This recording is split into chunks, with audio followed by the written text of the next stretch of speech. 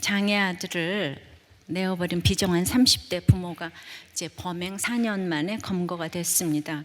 경찰 조사 결과 이 부부는 아들이 전능아이다, 의사소통이 불가능하고 얼굴까지 일그러지는 선천성 다운 증후군이라는 것을 수치스럽게 여긴 나머지 장애인 시설 앞 도로에 아들을 유기했습니다.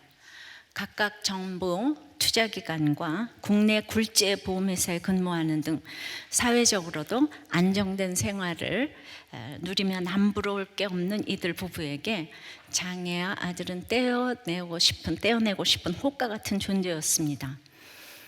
더구나 큰아들이 준수한 얼굴에 공부까지 잘하자 이들 부부의 둘째 아들에 대한 미움과 수치심은 더욱 커졌습니다. 복지시설에서 4년여 동안 양육된 이 아이는 부모의 손에 넘겨주는 순간에도 어머니를 알지 못하고 또 물론 유기했던 당시 상황을 기억하지도 못했습니다.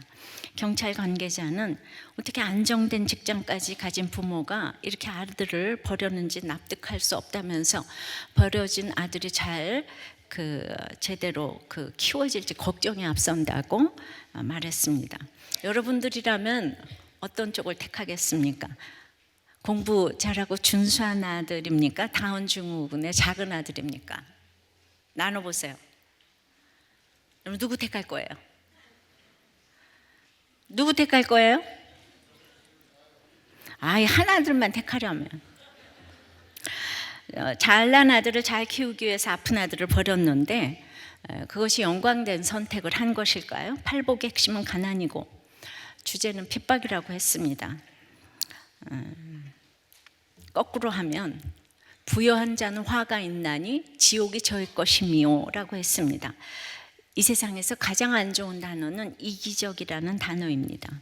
가족 공동체에서조차 내속으로 나온 아들이 아프다고 버리면서 천국을 바라볼 수 있겠습니까? 의를 위하여 핍박받는 것이 얼마나 좋은 것이면 기뻐하고 즐거워하면서 핍박을 받으라고 하시겠습니까? 그러니 내가 받은 구원을 다른 사람도 받게 해야 된다는 사명이 생겨야 합니다. 이런 이타적인 삶은 가치관이 변해야만 가능합니다. 인류 부모이지만 누구에게나 있는 이 기본적인 하나님의 형상을 이 부부가 회복하지 못했기 때문에 그들을 구원시켜야 하는 사명이 우리에게 있습니다. 오늘은 구원의 사명에 대해서 알아보겠습니다. 그래서 첫째로 가족의 구원, 고륙 친척의 구원을 원해야 합니다. 1절, 2절, 3절입니다. 내가 그리스도 안에서 참말을 하고 거짓말을 아니하노라. 나에게 큰 근심이 있는 것과 마음에 그치지 않는 고통이 있는 것을 내 양심이 성령 안에서 더불어 증언하노니 나의 형제 곧 고륙의 친척을 위하여 내 자신이 저주를 받아 그리스도에게서 끊어질지라도 원하는 바로라. 바울 사도는 로마서 8장 마지막 39절에서 높음이나 깊음이나 다른 아무 피조물이라도 우리를 우리 주 예수 그리스도 안에 있는 하나님의 사랑에서 끊을 수 없으리라 하고 나서 금세 내게 큰 근심과 그치지 않는 고통이 있다고 합니다. 100% 죄인인 우리가 예수님을 믿어 의롭게 되었지만 여전히 욕심도 많고 술도 못 끊고 담배도 못 끊고 음란도 끊지 못하는 것들이 많습니다. 그래도 하나님은 탄식하시면서 성도를 이끌어 가십니다. 그 어떤 것도 그리스도의 사랑에서 끊지 못한다는 구원의 송가로 8장을 마쳤습니다. 그것이 로마서 1장부터 8장까지의 과정입니다. 근데 그 과정을 모르고 9장 1절을 읽는 사람은 이 마음에 큰 근심과 고통이 있다는 것을 이해할 수가 없습니다. 이 바울의 근심은 자기 근심이 아닙니다. 좋은 집, 좋은 환경, 병이 낫기를 구하는 육적 근심이 아닙니다. 내가 원하는 것을 갖고 싶어서 조바심 내는 야망의 고통도 아닙니다. 바울에게는 자신이 저주를 받아 끊어질지라도 그리스도에게서 끊어질지라도 간절히 원하는 것이 있었습니다. 목숨과 바꾸어도 아깝지 않은 것이 있었습니다. 학자들은 바울이 예수님을 만났을 때 귀여운 남성이었을 것이라고 추측을 합니다. 당시 이제 결혼하지 않는 유대 남성들은 회당에서 율법을 가르칠 수가 없었습니다. 사도 바울이 결혼 생활을 해보았기 때문에 에베소서 또 이런 골로새서에서 또 등등 결혼 이야기를 그렇게 잘할 수 있었다고도 합니다. 그런데도 바울이 평생 혼자 전도 여행을 다니는 것을 보면 아내와 자식들을 전도하지 못한 것으로 보입니다. 로마서는 3차 전도 여행 이후, 그러니까 바울 사도가 전도를 시작한 지 20여 년 뒤에 쓴 것입니다. 바울은 20여 년 가까이 전도 여행을 다니면서 항상 고륙 형제인 그 유대인의 회당부터 찾아갔습니다. 이방인들은 다 믿고 돌아오는데 20년이 지나도록 혈육인 유대인은 예수님을 안 믿었습니다. 나로 인해서 많은 그런 믿음의 열매가 나타나는데 내 식구들은 돌아올 기미조차 안 보인다면 얼마나 자괴감이 들어갔겠습니까? 저도 결혼 생활 5년 만에 주님을 만나고 이제 남편과 우리 가족에 대한 애통, 구원에 대한 애통함을 가지게 되었습니다. 그래서 남편과 아이들 또 이제 모든 식구들의 구원을 위해 말 한마디, 표정 하나도 주님을 나타낼 수 있도록 종일 구원을 생각하며 살았습니다. 그 소망으로 말씀을 묵상하고 전했는데 다른 사람들은 은혜를 받고 변화되어도 남편과 아들은 너무 이제 더디 가는 것 같았어요. 저는 제 남편 한 사람의 구원을 위하여서 또 내 아들의 구원을 위하여서 집에서 큐티mom을 10개나 하고 그 집을 오픈했습니다. 그러나 모든 사람들이 제 말을 듣고 큐티를 하고 예수를 믿는데도 남편도 아들도 돌아올 줄을 몰랐어요. 그리고 우리 아들도 큐티하게 하려고 아침마다 새벽 큐티 모임까지 했어요. 이제 혼자서 안 하니까 친구들 데려다 놓으면 나오지 않을까 해서 시작했어요. 첫날에는 양심상 나오더니 둘째 날부터는 친구가 와서 깨워도 안 일어나요. 그래서 그 방문을 쳐다보면서 아들 친구를 데리고 하는데 그 애들은 은혜를 받고 감기가 걸려도 콧물을 흘리면서 와서 앉아있는데 새벽 6시에 더 속이 상했습니다. 제가 그걸 경험해서 이 바울의 마음이 너무나 이해가 됩니다. 그래서 이제 방에서라도 들으라고 소리를 질러가면서 말씀을 전했는데 정말 제가 뭐 한 가지 잘했냐 하면 아침마다 큐티하자 맨날 안 나와도 이걸 했어요. 맨날 정말 줄기차게 안 나와도 큐티하자. 여러분 이거 해보세요. 그걸 기억할 거예요. 그때 제 마음이 얼마나 안타까웠는지 모릅니다. 그러던 아들이 이제 군 생활 중에 주님을 만나고 또 청년부 목자를 하고 지금은 목사로 교회를 섬기고 있습니다. 기적입니다. 지금 우리들 교회도 아직 돌아오지 않은 가족들이 있는 가정이 참 있습니다. 그 모습을 보고 있노라면 정말 간절히 기도하고 또 지금도 하고 있고 정말 생각이 납니다. 그래서 바울의 그 근심과 고통을 충분히 이해하게 됩니다. 큰 근심과 그치지 않는 고통으로 우리가 원해야 할 것은 바로 구원입니다. 그리스도에게서 끊어질지라도 원한다고 한 것은 실제로 그리스도를 떠나도 상관없다 이런 뜻은 아닙니다. 한때 예수님을 대적하고 스데반을 죽인 자신도 구원해 주신 하나님이 자신의 가족들도 모두 구원하시리라는 이 확신이 바울에게 없었겠습니까? 자기 같은 사람도 구원을 해줬는데 세계 최고의 종교라고 기독교를 전한 이 스데반을 죽인 자기인데 자기도 구원이 됐는데 그래서 끊을 수 없는 그리스도의 사랑과 승리에 대한 확신은 내 가족의 구원을 위해 주신 것입니다. 그래서 로마서 8장 사랑의 확신은 9장의 사명으로 연결이 됩니다. 남편의 구원이 더디 이루어졌던 만큼 저의 기도는 더욱 간절해졌습니다. 포기하고 싶어지는 게 아니라 남편이 떠나기 1년 전부터는 드디어 저도 주님 제 생명을 거두어 가셔서라도 남편을 구원해 주세요. 제가 이 성경이 이해가 되지 않겠습니까? 제 생명을 거두어 가셔서라도 구원해 달라고 기도하게 되었습니다. 내 안에 주님과의 연합이 충만할수록 구원받지 못한 식구 때문에 그치지 않는 근심과 고통이 있어야 합니다. 그 사명을 위해 주님이 나를 구원해 주시고 모든 일에 넉넉히 이기게 하셨습니다. 누가복음 15장 탕자의 비유에서 아버지 곁을 지킨 모범생 맏아들은 동생이 돌아왔을 때도 기뻐하지 않았습니다. 기뻐하기는커녕 이때까지 아버지를 섬겼어도 염소 새끼 한 마리 안 주더니 방탕한 동생에게는 송아지를 잡아서 잔치를 해주냐고 화까지 냈습니다. 이것이야말로 가족권에 관심이 없는 모습입니다. 맏아들처럼 가족이 하나님을 모르고 살아도 관심이 없고 구원받고 돌아와도 전혀 기뻐하지 않는다면 어떻게 교회를 다닌다고 구원받은 자라고 할 수 있겠습니까? 안 믿는 식구들을 보면서도 애통함이 없다면 내 구원의 확신을 점검해 봐야 합니다. 제가 하는 말이 아니라 성경이 그대로 이렇게 말씀하고 있습니다. 바울이 생각하는 형제의 범위가 우리와는 엄청난 차이가 있지만 우리는 적어도 내 식구의 구원을 위해서 저주를 받아 끊어질지라도 하는 간절함이 있어야 합니다. 괜찮아. 지금은 공부하고 나중에 교회 나가. 그냥 잘 살다가 나중에 믿으면 되지. 이따위 말을 하는 부모가 한둘이 아니에요. 이건 사랑이 아닙니다. 자기 목숨이라도 내놓고자 했던 바울처럼 급하고 절박한 마음으로 구원을 구해야 합니다. 그것이 사랑입니다. 이스라엘을 구원한 모세도 육적으로는 가나안에 못 들어갔습니다.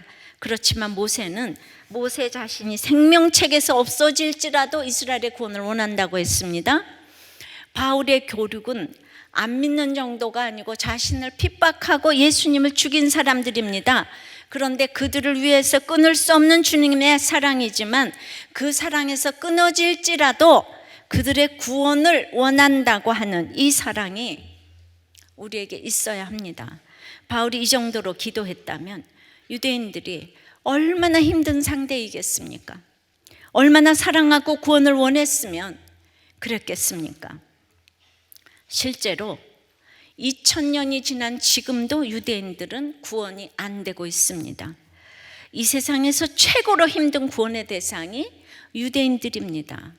우리가 신들러 리스트 영화를 보았겠지만 이스라엘 사람 600만 명이 죽어도 지금까지도 예수님을 안 믿습니다. 바울이 창자가 끊어지지 않겠습니까? 바로 적용해 보세요. 교회를 다녀도 구원받지 못한 가족을 보며 근심과 고통이 있습니까? 주일 예배 대신 학원으로 가는 자녀를 보면서 은근히 안심하고 오히려 교회에 열심히 남편과 아내 때문에 너무 근심하십니까? 고통하십니까? 해야 할 영적 근심과 하지 말아야 될 육적 근심을 거꾸로 하지는 않습니까? 참으로 구원이 힘들어 보입니다. 왜 그렇습니까? 구원의 사명은 두 번째로 구원이 하나님의 절대적인 택하심이기 때문입니다. 4절 5절입니다. 그들은 이스라엘 사람이라 그들에게는 양자됨과 영광과 언약들과 율법을 세우신 것과 예배와 약속들이 있고 조상들도 그들의 것이요 육신으로 하면 그리스도가 그들에게 나셨으니 그는 만물 위에 계셔서 세세의 찬양을 받으실 하나님이시니라. 아멘. 사도 바울이 이렇게까지 구원을 원하는 이유는 무엇일까요? 구원이야말로 인생의 성공 여부를 결정하는 최종적인 기준이기 때문입니다. 돈을 벌면 뭐하고 학벌이 있으면 뭐합니까? 자녀가 12명이 있으면 뭐합니까? 구원이 없으면 다 망하는 겁니다. 누군가 인생이 성공했다고 말할 수 있는 최종적인 기준이 바로 구원이에요. 이 인류 부모가 그 병든 아이 버리고 잘난 아이 키우면 그게 성공입니까? 모두가 최고인 사람들만 집안에 모여 있으면 성공입니까? 구원은 하나님의 사랑을 입는 것입니다. 하나님의 사랑을 덧입으면 인생의 모든 문제가 그 사랑 안에서 해결되는 것을 경험하게 됩니다. 유대인은 하나님의 자녀가 되는 양자됨의 축복을 받은 민족입니다. 하나님이 그들을 직접 만나 주셨습니다. 오늘 8가지 복으로 얘기를 했어요. 할례와 율법을 통해 예수 그리스도를 보내신다고 약속해 주셨어요. 또한 율법과 예배와 약속들을 주셨습니다. 줄줄이 위대한 믿음의 조상들을 주셨습니다. 더욱이 인류의 구원자이신 예수 그리스도를 유대인의 혈통에서 나게 하셨습니다. 바울이 그렇게 원하던 구원의 대상은 아예 안 믿는 사람들이 아니고 소위 믿음의 가문이었습니다. 게다가 바울은 히브리인 중에 히브리인이요 베냐민 지파요 가말리엘의 문화생이요 또 로마 시민권자라고 했습니다. 이것은 바울 집안이 대단하다는 겁니다. 그런데 유대인 중에서도 그렇게 잘난 바울의 식구와 바울의 친척들은 아무도 예수를 안 믿었습니다. 바울은 그들이 구원을 모르니까 너무 안타까웠습니다. 6절입니다. 그러나 하나님의 말씀이 폐하여진 것 같지 않도다. 이스라엘에게서 난 그들이 다 이스라엘이 아니요. 그렇다고 하나님의 말씀이 폐해졌습니까? 유대인들에게 주신 예배와 율법과 약속들이 다 없던 걸로 될까요? 그렇지 않습니다. 그들이 예수 그리스도를 죽였다고 해도 성경 말씀이 폐해지는 것이 아닙니다. 하나님의 약속은 유효합니다. 그러기에 이스라엘 백성을 제쳐놓고는 구원을 말할 수 없습니다. 하나님은 반드시 그들에게 주셨던 예배를 회복시키시고 언약을 이루실 것입니다. 로마의 식민 지하에서 300년 동안 지하 공동묘지 카타콤에서 생활했던 그리스도인들도 예수님이 정말 구세주라면 우리를 이렇게 내버려 두시겠는가? 라고 생각했을 거예요. 300년 동안 감옥에 있어도 하나님의 말씀은 폐해지지 않습니다. 우리는 툭하면 하나님의 말씀이 폐해졌다고 합니다. 그 앞에 부모들도 어떻게 하나님이 계시다면 우리에게 장애 아들을 줄 수 있어? 감사한 건 하나도 생각 안 하고 그렇게 또 불평을 하는 거죠. 잘 되면 잘 되는 대로 하나님 없이도 살 수 있다고 하고 힘들면 힘든 대로 하나님이 계시면 이럴 수 있냐고 합니다. 성경 읽는다고 밥이 나오냐? 뭐가 해결되느냐? 큐티는 무슨 큐티냐? 하는 것이 말씀이 폐해졌다고 하는 것입니다. 하나님의 말씀은 시대적 환경이나 인간의 불순종으로 폐해지는 것이 아닙니다. 내 기도 제목이 이루어지지 않았다고 해서 폐해질 수 있는 것이 아닙니다. 뭔가 일이 잘 안 된다고 해서 자꾸 말씀이 폐해졌다고 하면 안 됩니다. 하나님이 택한 민족인 유대인이 예수님을 죽이고 로마 식민지 생활을 하고 히틀러에 의해 가스 학살을 당했어도 또 지금까지 많은 전쟁과 곤란을 겪고 있어도 하나님의 약속은 유효합니다. 그런데 이렇게 곤란을 겪고 있어도 아직까지도 안 믿는 인간들이 유대인들이라고. 그러니까 이 사람들은 인간 승리예요. 그러니까 아무런 고난이 와도 이렇게 안 믿는 사람들이 있어요. 이 사람들이 미국의 경제를 다 쥐고 쥐락펴락 하잖아요, 그죠? 모든 경제를 주이시들이 장악하고 있다 그러잖아요. 아직 때가 안 된 거예요. 바울은 이스라엘 민족 전체가 구원의 선택을 받은 건 아니라고 합니다. 우리 주위를 보아도 아무리 믿음이 좋다고 해도 100% 구원되는 집안은 없습니다. 6천 8천까지 모든 친족이 구원받았다는 집안 아직 보지 못했습니다. 그런 집이라도 꼭 안 믿는 사람 있습니다. 그런데 이스라엘의 문제는 무조건 자신들이 특별하다고 믿는 데 있습니다. 하나님이 이스라엘을 택하셨다는 것은 특권과 함께 사명이 주어진 선택입니다. 그러나 그들은 하나님의 자녀로서 구원의 메신저로서의 사명은 감당하지 않으면서 특권만 생각했기 때문에 예수 그리스도의 복음에 관심이 없었습니다. 구원을 받든 안 받든 이스라엘 자손이니까 무조건 나는 택한 자라고 생각했습니다. 우리들 교회 나오면 무조건 택한 자입니까? 큰 교회 나오면 무조건 택한 자입니까? 우리 집안 자손들이면 무조건 택한 자입니까? 우리가 아무리 대단한 믿음의 가문에 속했어도 수십 곳의 교회를 세웠어도 유명한 목회자의 자녀라고 해도 구원받지 못하면 실패한 인생입니다. 내가 교회를 짓는다고 해서 내 아들이 구원받습니까? 그건 아닙니다. 유대인은 다윗의 자손이라는 그것 때문에 그냥 딜레마에 빠졌습니다. 이번에 제가 진해 연합집회를 위해 진해에 가보니까 그래서 제가 이순신 장군의 그 철갑선, 거북선도 봤잖아요. 그게 마침 복원이 돼서 딱 개방하는 날에 제가 딱 가서 봤어요. 그래서 제가 또 이 박물관을 좀 가봤잖아요. 그래서 그냥 그 족보가 나오는데 그 후손들이 어떻게 됐는가가 막 교수까지 불러다가 그 후손들이 어떻게 됐냐고 그랬더니 뭐 이렇게 다 유명한 건 아니라고 이렇게 얘기를 하시더라고요. 또 거기 또 주기철 목사님의 또 이제 그 박물관이 생겼어요. 거기는 또 많다고 그러더라고요. 근데 그 후손이 또 다 믿는 게 아니라고 그러더라고요. 자, 7절 8절입니다. 또한 아브라함의 씨가 다 그의 자녀가 아니라 오직 이삭으로부터 난 자라야 내 씨라 불리리라 하셨으니 곧 육신의 자녀가 하나님의 자녀가 아니오 오직 약속의 자녀가 씨로 여기심을 받느니라. 아브라함의 씨라고 다 영적 자녀가 아닙니다. 오직 이삭으로부터 난 자라야 내 씨라 칭하리라 하셨으니 했는데, 그럼 오직 이삭으로 난 자라는 뜻은 무슨 말입니까? 기다림으로 훈련 끝에 낳은 자녀라는 뜻입니다. 하나님이 아브라함에게 약속의 자녀를 주신다고 했는데 기다려도 자녀가 생기지 않아요. 그러니까 본부인이 아닌 하갈에게서, 첩에게서 하나님의 방법이 아닌, 그래서 이스마엘을 낳았습니다. 그런데 이스마엘이 너무 남자답고 사냥 잘하고 멋진 아들인 거예요. 그러니까 하나님은 아브라함의 씨라고 다 그 자녀가 아니라고 하셨는데 자꾸 거기 속고 싶은 거죠. 약속을 주신 후에 25년의 기다림을 거치고 나서야 언약의 씨인 이삭을 낳게 하셨습니다. 육신의 자녀, 잘난 자녀라고 다 믿음의 후손이 되는 것은 아닙니다. 약속의 자녀는 기다림으로 훈련 끝에 낳은 자녀입니다. 하나님의 말씀으로 훈련된 자녀, 하나님과의 만남이 있는 자녀가 씨로 여기심을 받는 자입니다.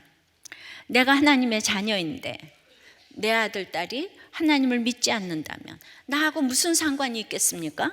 육신으로 낳았다고 해도 믿음으로 하나 되지 아니하면 딴 세상에 살고 있는 것과 다를 바가 없습니다. 육신의 자녀는 나와 상관이 없습니다. 구원받지 않는 자녀는 나하고 상관이 없다는 말입니다. 그런데 어떻게 그치지 않는 고통이 없을 수가 있겠습니까? 적용해 보세요. 가족을 위해 간절히 기도하는 제목은 무엇입니까? 좋은 성적, 좋은 집, 좋은 직장을 달라고 간절히 기도하는 것이 육신의 자녀, 육신의 남편, 아내로 머물러 있게 해달라는 무책임한 기도라는 것을 알고 있습니까? 그러니까 우리들 교회 성도가 있겠어요? 제가 이런 얘기만 만날 하니까 뭐든지 잘 되게 해달라고 기도해야 돼요. 그러니까 하나님의 택하심을 위해 목숨 걸고 기도하십니까? 대답이 없어요. 택하심을 위해 오늘 바울처럼 목숨 걸고 기도하셔야 되는 거예요.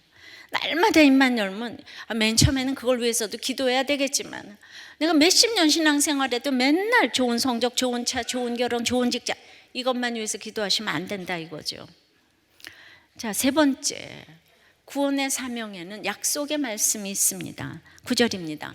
약속의 말씀은 이것이니 명년이 때에 내가 이르리니 사라에게 아들이 있으리라 하심이라. 이것이 약속의 말씀입니다. 아브라함에게는 아들이 있었어요. 하나님께서 네 몸에서 날 자가 네 아들이라 하셨는데 아까 하나님이 원하시지 않는 방법으로 첩 하갈에서 아들을 낳았어요. 근데 그 아들이 너무 잘났어요. 근데 뭘 약속의 자녀를 기다리겠어요? 이건 예를 들면요, 내가 돈 벌려고 기다리고 하나님의 방법으로 기다려야 되는데 원하시지 않는 방법으로 이 탈세를 해서 돈을 벌었다 이거죠. 근데 너무 사업이 잘 되는 거예요. 그러니까 하나님이 이 가정을 사랑하니까 벌을 주셨어요. 네 몸에서 날짜 아들을 오랫동안 주지 않으셨어요. 잘 먹고 잘 살아도 믿는 아들이 없는 거예요. 교회는 다녀도 내 자녀가 하나도 안 믿는 거예요. 그렇게 24년을 기다리다 보니까 드디어 마음이 곤고해지고 이 사람 믿음에 씨니까 드디어 명년이라고 시간을 가르쳐 주셨습니다. 아브라함은 주님을 만난 경험이 있잖아요. 그 세월이 지나다 보니까 이걸 알게 됐어요. 그리고 나중에는 이삭이라고 이름까지 가르쳐 주십니다. 비록 지금은 내 자녀가 문제아로 활동을 하고 있어도 또 문제아로 활동을 하고 연약하기 때문에 약속의 말씀이 사라와 아브라함에게 딱 꽂혔어요. 그래서 약속의 말씀이 이것입니다. 내가 배부르고 등 따실 때는, 즉 잘난 이스마엘 같은 자녀가 있을 때는 약속의 말씀이 오랫동안 이렇게 꽂히기가 어렵습니다. 매너리즘에 빠진 그냥 부자 장로로서 그냥 정말 안타까움이 없는, 그래서 하나님 침묵하셨어요. 13년 동안 이스마엘이 너무 좋아서 침묵하셨어요. 나타나질 않으셨어요. 잘난 아들, 효도 잘하는 아들, 그 아들 놓고는 약속의 말씀이 안 꽂힙니다. 근데 문제야 비리비리한 아들 때문에 이삭 때문에 약속의 말씀이 꽂힙니다. 힘든 가족들을 위해서 약속의 말씀을 붙잡게 됩니다. 맏아들보다는 탕자가 약속의 자녀였습니다. 내 자녀가 똑똑하고 착해도 감사의 기도를 해야 되겠지만 그렇지 않다고 하더라도 기도를 더욱더 열심히 해야 합니다. 믿으십니까? 적용해 보세요. 오직 약속의 자녀가 씨로 여기심을 받는다고 하셨는데 이게 무슨 말입니까? 예. 아무리 잘난 아들 하바드를 나왔어도 감옥을 갔다 온 아들이 예수를 믿었으면 그 아들이 약속의 자녀다 이겁니다. 예. 그래서 오직 약속의 자녀고 씨로 여기심을 받는다고 하셨는데 약속의 자녀를 위한 말씀을 받은 적이 있습니까? 있습니까? 여러분들 날마다 큐티하시면서 어쩌면 그렇게 가만 계세요? 큐티하는 게 약속의 말씀 받는 거 아니에요? 큐티하는 게 약속의 말씀을 받는 거예요. 날마다 여전한 방식으로 생활 예배 잘 드리는 것이 약속의 말씀을 받는 것입니다. 아들과 중3이었을 때 아침에 큐티하는데 그날도 여전히 안 나왔어요. 근데 그날 요한복음 11장 2절에 마리아 자매가 자기 오라비 나사로가 죽은 것을 보고 예수님께 사람을 보내어서 주여 보시옵소서 사랑하시는 자가 병들었나이다 해서 저도 주여 보시옵소서 사랑하시는 아들이 잔병이 들었나이다 하고 아뢰었더니 3절에 이 병은 죽을 병이 아니라 하나님의 영광을 위하며 하나님의 아들이 이로 말미암아 영광을 받게 하려 함이라 하시더라 해서 큐티 모임에서 나누었습니다. 그래서 혹은 후에 혹은 내가 죽은지라도 어떻게 영광을 받게 하는지 이 말씀을 좀 꼭 기억해 달라고 참 몇십 년 전 좀 큐티 내용입니다. 아마 이걸 기억하시는 분도 있을 것 같아요.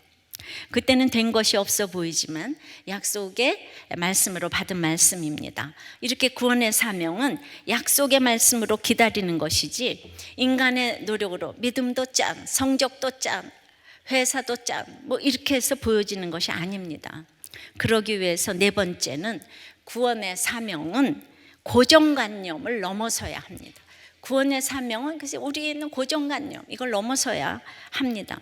누가 믿음의 자녀가 될지 모르는데 유대인들은 이 사실을 믿지 아니하고 끊임없이 그 찌질한 사람을 무시했습니다. 멸시했습니다. 고정관념에 빠져 있었습니다. 10절부터 12절까지입니다. 그뿐 아니라 또한 리브가가 우리 조상 이삭 한 사람으로 말미암아 임신하였는데 그 자식들이 아직 나지도 아니하고 무슨 선이나 악을 행하지 아니한 때에 택하심을 따라되는 하나님의 뜻이 행위로 말미암지 않고 오직 부르시는 이로 말미암아 서게 하려 하사 리브가에게 이르시되 큰 자가 어린 자를 섬기리라 하셨나니 아브라함은 그래도 구체적인 약속을 받고 이삭을 낳았는데 이삭에게는 같은 시간 같은 엄마에게서 쌍둥이 아들이 나왔습니다. 둘 중에 근데 왜 에서가 아닌 야곱을 택하셨을까요? 야곱에게 행위로 택할 만한 것이 있었습니까? 아무것도 없었어요. 다만 하나님의 부르심이었습니다. 만약에 몇 시간의 차이를 두고 태어났거나 또 서로 다른 엄마에게서 태어났다면 이삭은 두 아들의 행위를 막 비교 분석했을 거예요. 야, 먼저 태어나서 역시 마지가 달러. 예, 그래 또 아니면 형만한 아우가 없더더니 아니면은 또 야곱은 태어날 때부터 뭐가 달랐어 이러면서 믿음으로 구원을 받았다고 하면서도 끊임없이 근거를 찾으려는 고정관념이 우리에게 있습니다. 신앙생활도 장남이 잘하기를 바라고 출세를 해도 딸보다는 아들이 하기를 바랍니다. 그러나 하나님의 택하심은 우리의 고정관념을 다 무너뜨립니다. 순서가 중요한 게 아닙니다. 구원에 초점을 둔 믿음은 어떤 순서와 행위에 대해서도 자유한 것입니다. 쟤는 성실해서 하나님이 택하실 만해. 우리 남편이 성실하잖아요. 그 구원받고 갔어요. 그래서 이제 우리 남편은 구원받을 만했다고 성실했다고 이러고 자랑을 할 뻔했는데 계속 큐티를 했기 때문에 하나님이 얼마나 그 에스겔 20장에서 우리 남편의 죄악상을 다 낱낱이 여러분들에게도 있는 죄 눈으로 우상을 섬기고 마음으로 우상을 섬기고 열조의 율례를 쫓으며 조상이 우상이고 자녀를 우상에 자녀가 우상이죠. 그거 있는 죄 우리가 없는 사람이 어디 있습니까? 그런 죄를 그냥 낱낱이 언급해서 성실해서 택하신 게 아니에요. 그냥 전적으로 하나님이 택하셨기 때문에 택하셨어요. 쟤는 부모가 그렇게 열심히 믿었으니까 구원받을 줄 알았지? 아유, 문제만 일으키던 그 아이가 구원을 받았다고? 두고 봐야 돼. 아유, 언제 세상으로 돌아갈지 우리가 두고 봐야 된다니까. 별하별 얘기를 다 합니다. 우리가 그냥 이렇게 술집에 있었던 이렇게 무슨 뭐 동서가 와서 남편하고 너무 잘 살면은 정말 축복해 주는 게 아니고, 아유, 출신이 술집이잖아. 이런 고정관념이 우리한테, 남자들이 다 그래서 술집 여자 좋아하는 거 아시죠? 편해서. 그러니까 여러분들 그렇게 손가락질 하시면 안 돼요. 우리한테는 다 취할 것이 있는 거예요. 그러니까 이런 말 좀 하지 마시라고요. 탕자를 기억하시라고요. 우리 생각에는 맏아들이 구원받을 것 같지만 정작 구원받은 아들은 회개하고 돌아온 탕자, 문제 많은 둘째 아들입니다. 하나님의 택하심을 믿는 것은 내 자녀를 있는 그대로 인정하는 것입니다. 자녀가 공부도 잘하고 성실하다면 너무나 감사한 일이지만, 반면에 공부를 하려고 해도 안 되는 자식이 있다는 것을 인정하는 게 믿음입니다. 저는 진짜 우리 아들 믿음만 가지고 한 게 아니라, 쟤는 왜 저렇게 안 되나, 이것 때문에 얼마나 탄식하겠어요. 나는 뭐든지 모범생이고 잘하는데 우리 아들은 잔병이 있고 뭐든지 느리고, 아유, 근데 똑똑한 우리 며느리가 너무나 우리 아들을 채울해 주는 거예요. 어머니, 그렇게 안 되는 거를 바라시면 안 돼요. 맨날 그냥 뭐 머리가 전두엽이 어떻게 태어났을 때부터 그랬다 그러면서 뭘 그렇게 바라세요?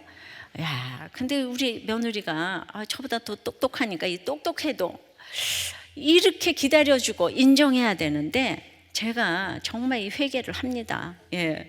말로만, 저는 항상 입으로만 큐티하고 적용은 우리 남편이 했고 지금도 며느리가 하는 게 아닌가, 좀 이런 생각이 듭니다. 하나님의 택하심을 무시하고 내 욕심대로 자녀를 판단하고 끌고 가서는 안 됩니다. 성적이 어떻고 행실이 어떻든지 영혼 구원에만 초점을 두고 바라보는 것이 믿음입니다. 세상에서 실패하더라도 구원받은 인생은 무조건 성공한 인생이라고, 그것을 어려서부터 가르치고 눈물로 기도하는 것이 부모가 할 수 있는 최고의 교육입니다. 창세기에 가인은 맏아들이었지만 동생 아벨을 살해했어요. 그래서 다른 씨 셋이 나오고 에노스가 나왔습니다. 가인인 줄 알았더니 약하고 한계 상황에 병든 에노스가 믿음의 계보를 이어갔어요. 이스마엘인 줄 알았더니 비리비리한 이삭이었어요. 에서인 줄 알았더니 속이는 자 야곱이었어요.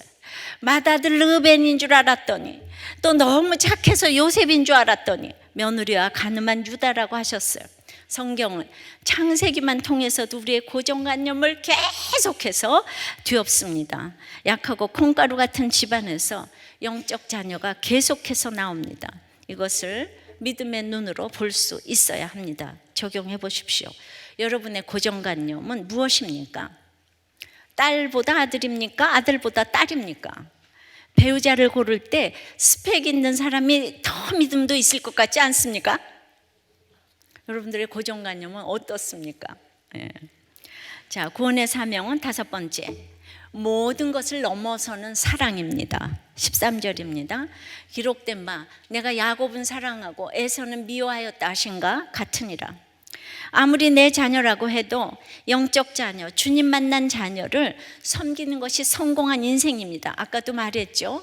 하버드 나왔는데 안 믿는 자녀보다는 감옥을 갔다 와도 예수 믿는 자녀를 섬겨야 한다, 이 말입니다. 하나님의 택하심이 에서가 아닌 야곱에게 있었다는 것은 에서처럼 성실한 사람도 구원받지 못할 수 있고, 야곱처럼 거짓말 잘하고 문제 많은 사람도 구원받을 수 있다는 은혜의 본보기입니다. 이것을 인간적으로 해석해서 하나님이 편애를 하시는가, 이렇게 생각하면 안 됩니다. 에서는 팥죽 한 그릇에 장자권을 팔아넘긴 사람입니다. 장자의 권리는 세상적인 상속권 같은 것이 아니라 영적인 우사의 권리입니다.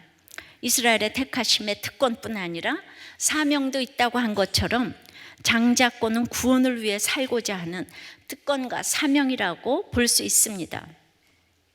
여러분들은 얼마나 우리들 교회 주일 예배와 수요 예배, 목장 예배를 지키기 위해서 정말 여러분들이 간절히 기도를 해서 직장도 그런 데를 가고 그것 때문에 진짜 이렇게 손해를 보는 일이 우리들 교회는 너무 많이 있어요. 그러니까 늘 예배가 회복되고 있는 것 같아요. 하나님 그 예배를 위해서 늘 그게 구원의 사명을 위해서 날마다 그 길로 놓는 것이에요. 예. 그러시죠? 아멘입니까? 네. 근데 에서는 그런 영적인 일에 관심이 하나도 없어요. 아유, 돈을 벌어야지. 무슨 주일은 주일, 수요일은 수요일. 목장은 무슨 목장. 거기 소들이 뭐 불 뜯고 있냐? 뭐 이래가면서. 육적인 배부름에만 관심이 있어서 장자권을 기껏 팥죽 한 그릇에 팔아버렸습니다. 예. 옆에 여기 너무 좋은 백화점이 들어왔는데 거기 옛날에 그 백화점은 굉장히 팥죽이 유명했는데 여러분들 거기서 오늘 팥죽 한 그릇 사준다 그러면 다 가지 않을까요? 예, 그 팥죽이 맛있대는데 팥죽 가게 있는지 없는지 사실 잘 모르지만요. 아브라함이 롯에게 기름진 땅을 양보한 것은 영적으로 행한 행위였어요. 그러나 에서가 20년이나 착하게 아버지를 모시고 있다가 야곱이 오니까 고향 땅을 떠나면서 양보한 것은 믿음이 아니라 화통한 성품 때문이었어요. 에서에게는 영적 이야기가 절대 들리지 않아요. 무슨 말인지를 모릅니다. 팥죽 한 그릇 배고픈 것 이상도 이하도 아닙니다. 남자들은 배부르게 해주는 게 복음입니다. 다 싸우는 게 배고파서 싸웁니다. 집에서도 배고파서 싸우고 부인이 밥 안 해줬다 하면 큐티 나눔에 또 글 올라옵니다. 예. 굉장히 그게 큰일인 줄 알고 막 올립니다. 20년간 고생한 야곱을 형 에서가 찾을 생각 안 했습니다. 그러다 야곱이 돌아오니까 자기 발로 믿음의 고향을 떠났어요. 에서와 이스마엘이 성공한 인생 같아도 구원에 관심이 없기 때문에 가장 비참한 모습으로 나락에 떨어졌습니다. 에서와 이스마엘의 특징은 이 땅에서 잘 먹고 잘 살았다는 것입니다. 그러니 아까 유아셀에 간증한 분도 처음부터 오면 이런 설교가 하나도 안 들리는 거죠. 목사님의 말씀이 안 들리는데 아이가 아토피가 생기니까 들리기 시작했다. 예, 이게 영적으로 갈급한 것은 가난하지 않으면은 이 천국이 임하지를 않습니다. 형에 비해서 부족하고 문제가 많아 보여도 야곱은 믿음에 관심이 있었습니다.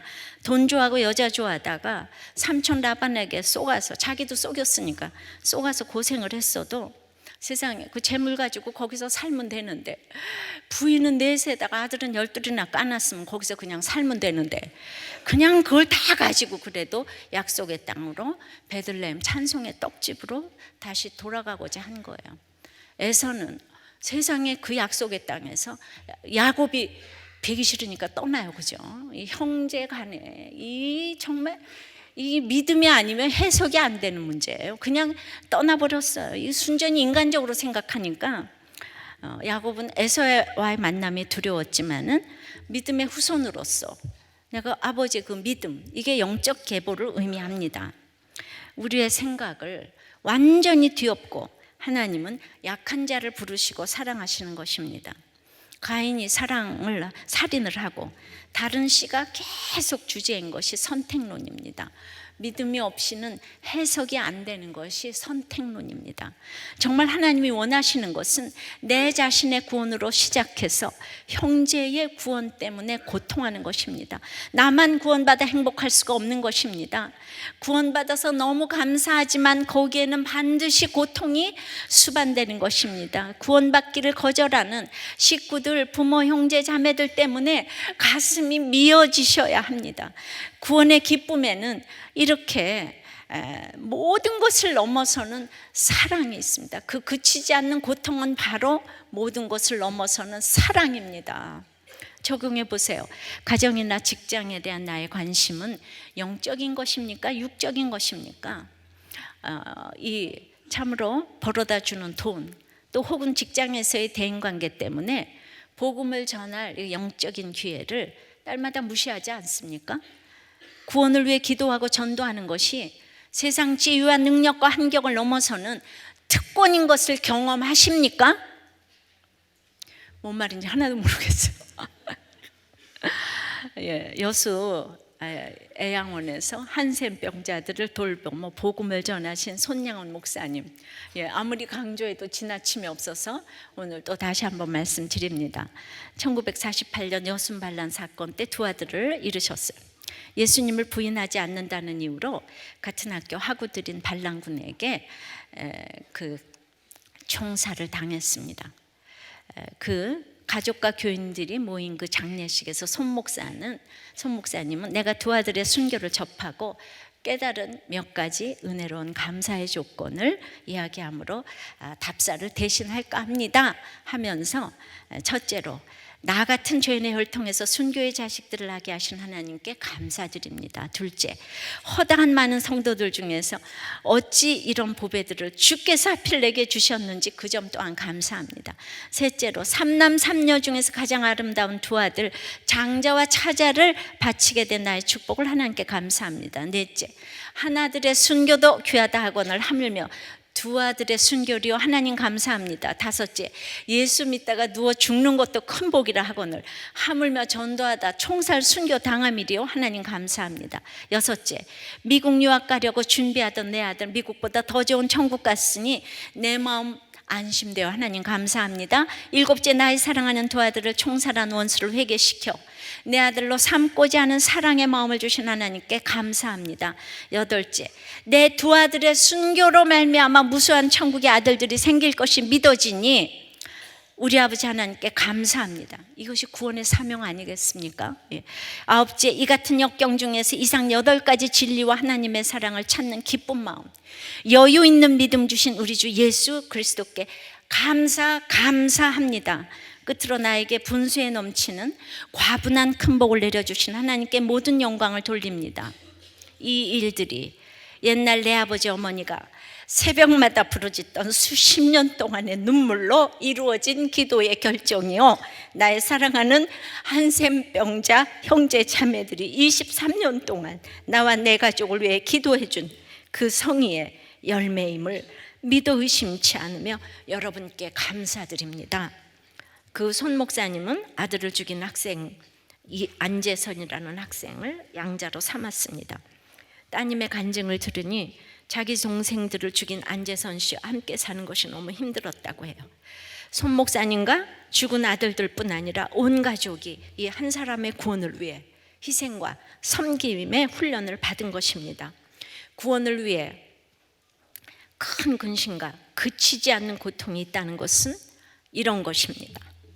희생과 섬김의 고통을 느끼지 않고는 구원을 위한 사랑이 무엇인지를 알 수가 없습니다.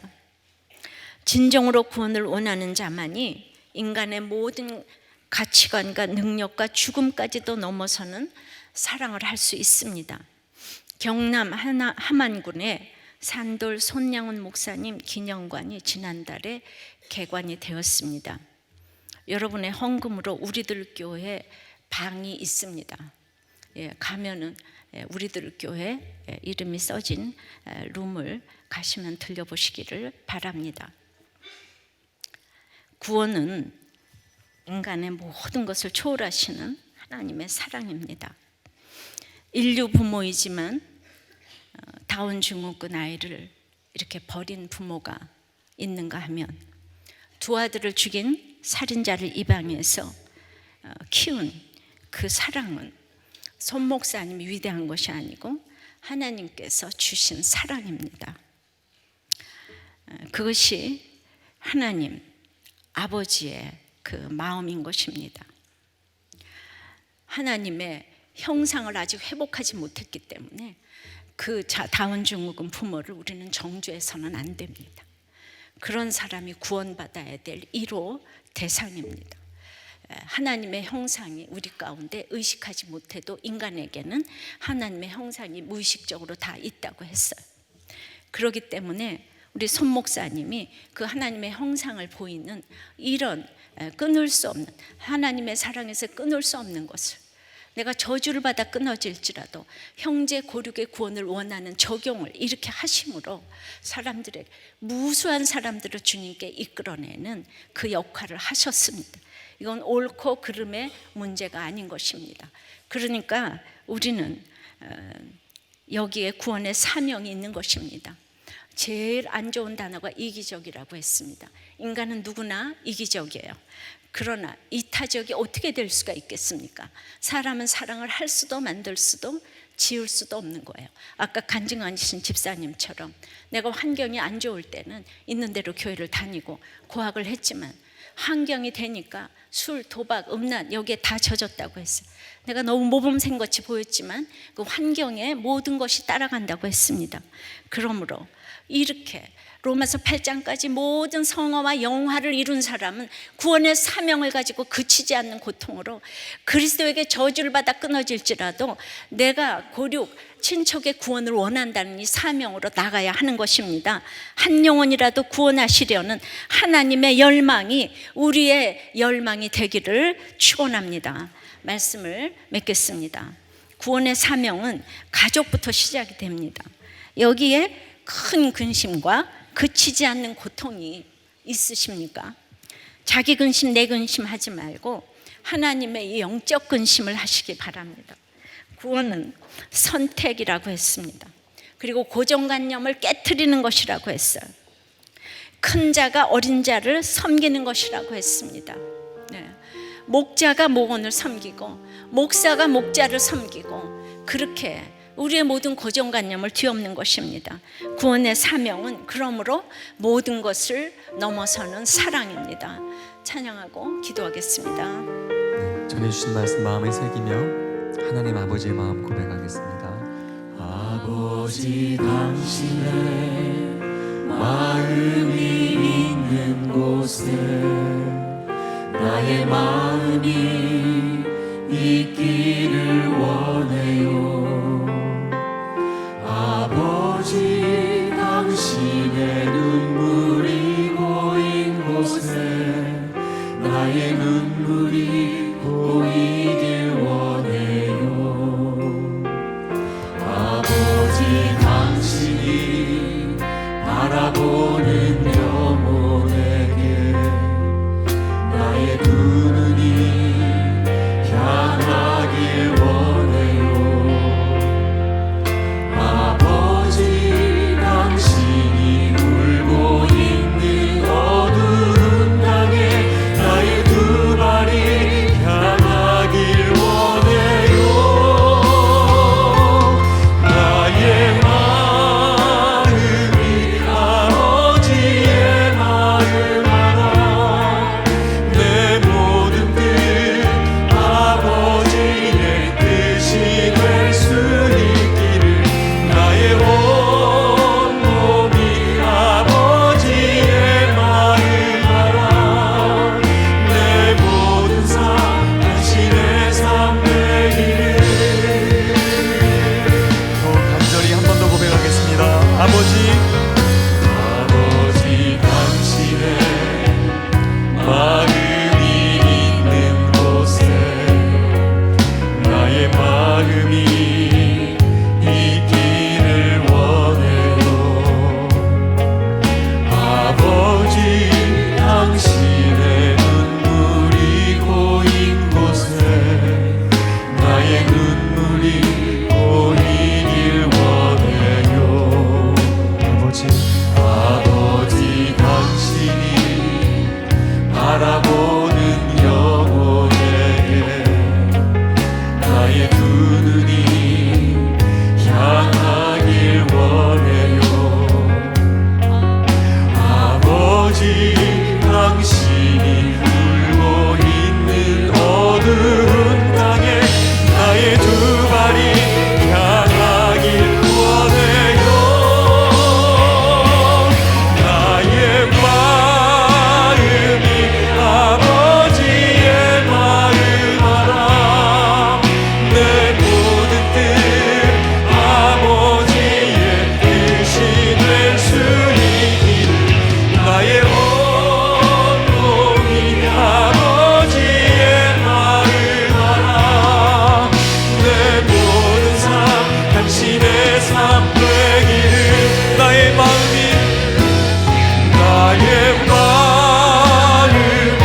아버지의 마음 알아. 내 모든 뜻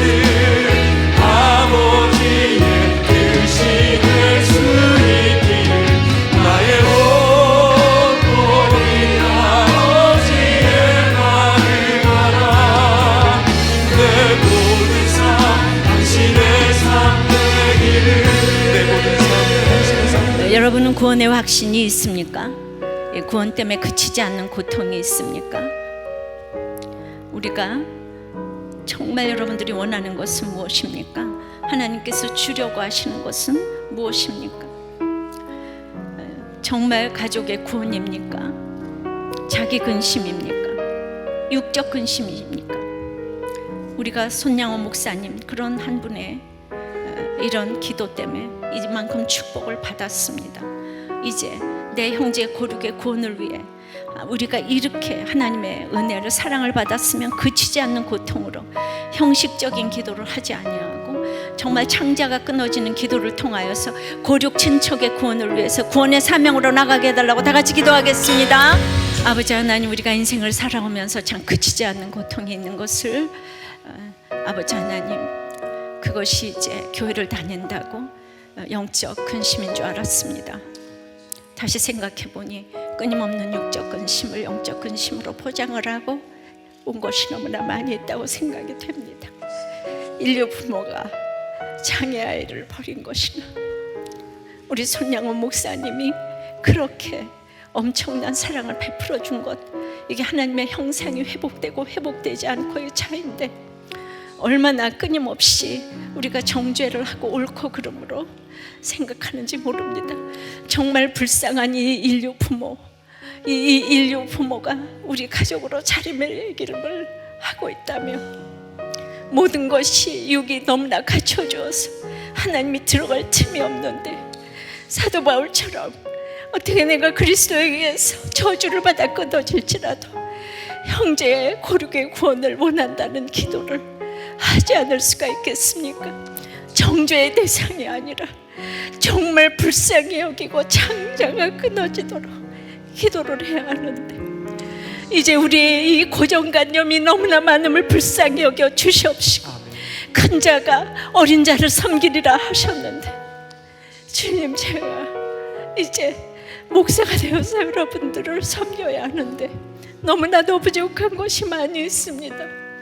주님, 한 가지 하는 것 때문에 저를 이렇게 쓰시는데 눈만 뜨고 보면 제가 육적 근심을 하는지 영적 근심을 하는지 모를 아버지 하나님, 그 근심이 있음을 불쌍히 여겨 주시옵시고 오늘 되었다함이 있어서 보여주는 것이 아니고 이삭처럼 24년 5년을 기다려서 약속의 말씀이 이루어지는 이 인생을 기다리며 아버지 하나님, 아브라함의 씨가 내 자녀고 약속의 자녀라고 하는 아버지 하나님, 이것을 약속의 말씀으로 날마다 바꿔가는 저희들이 되어서 구원의 사명을 이루어내는 저희들이 될 수 있도록 은혜를 내려 주시옵소서. 하나님은 늘 우리의 고정관념을 뒤엎고 아버지 하나님, 약하고 힘든 약한 자를 통해서 강하게 하시는 역사를 성경을 통해 우리 교회의 역사를 통해 계속 보여오셨습니다. 주님, 우리의 고정관념을 불쌍히 여겨 주시옵시고 십자가에 못 박기를 원합니다. 있는 모습 그대로 볼 수 있도록, 내 자녀를 그 모습 그대로 인정할 수 있도록 주님, 이렇게 믿음의 자녀를 볼 수 있고 섬길 수 있도록 역사하여 주시옵소서. 이제 성화를 넘어 영화로 간 우리가 구원의 사명으로 이렇게 그치지 않는 고통을 가지고 갈 수 있도록 역사하여 주시옵소서. 우리에게는 아무 선한 것이 없사오니 하나님 곳곳에 하나님의 형상이 아버지 하나님 우리 가운데 있으니 그 형상을 다 회복시켜 주시기를 기도합니다. 잘난 것이 없고 하나님이 찾아가셔서 한번 만져주실 때 하나님의 형상이 회복될 줄을 믿습니다. 그 일을 위하여 우리들 교회가 걸어가고 우리 한국교회가 걸어갈 수 있도록 역사하여 주시옵소서. 예수님 이름으로 기도하옵나이다. 아멘.